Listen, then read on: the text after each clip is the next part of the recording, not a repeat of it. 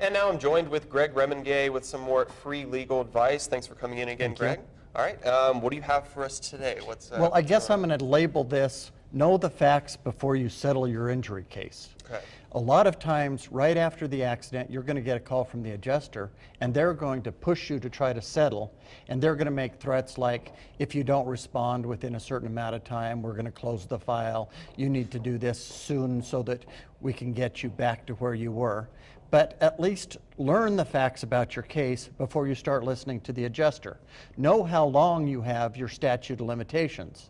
The adjuster can threaten to close the case if you don't respond to them, but by law you have the statute of limitations time to file your claim, and the adjuster can't short circuit that by saying you haven't responded to us. So that's just an idle threat.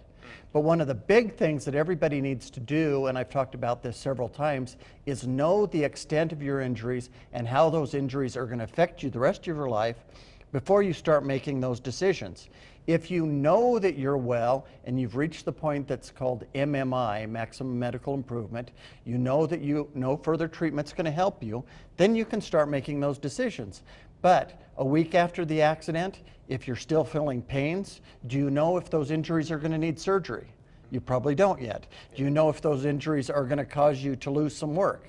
You don't know that. So make sure that you go through a slower process than the adjuster wants you to determine all the facts about your injury and how they're going to affect you. You have this one chance. If you sign the release, even if you discover future injuries, you're done. You can't get compensation for that. So try to make sure you know your time limits, what your injuries are, and how it's going to affect you before you ever think about settling. Okay, so definitely take your time in these situations because it's serious matters and you want to make sure you cover everything. And unlike a lot of the other things, the process of the law moves fairly slow. For example, in an auto accident, you have a 3-year statute of limitations. That means you have 3 years after the accident to determine how badly you're injured and how it affects you. Rushing to a settlement doesn't change that 3 years. The adjuster can't change that 3 years. So you have plenty of time to determine what the extent of the injuries and how bad you're hurt. Okay, so it's a lot of unnecessary pressure, I guess, being put on that sometimes that people get overwhelmed into quick decisions. Right? Oh yeah, there's a lot of unnecessary pressure, and they make their offer sound like it's a one-time deal, like it's kind of an auction or bidding. Yeah. I'm going to offer you this once and then we're going to close the file.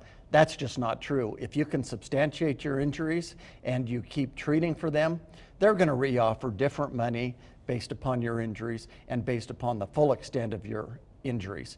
It's only to the insurance company's benefit if you settle too soon. If you can't prove your injuries, they don't have to pay them, and therefore they get off cheaper. Well, that's great advice. Thank you for bringing that up today. And any information to get in contact with Greg is right on your screen. Take advantage of that. And Greg, thanks for coming in again. We'll be right back.